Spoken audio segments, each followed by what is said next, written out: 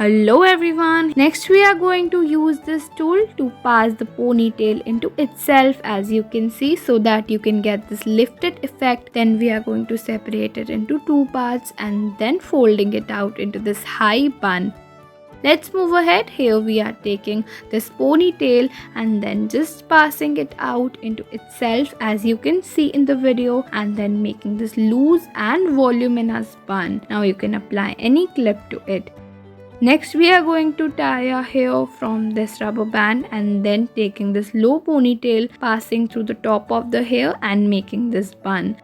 Let's move ahead. Here we are taking all of our hair from one side, leaving rest of them from the side and making two braids and folding them together into the bun. Then taking the untied hair and joining it to the bun, and your hairstyle is ready.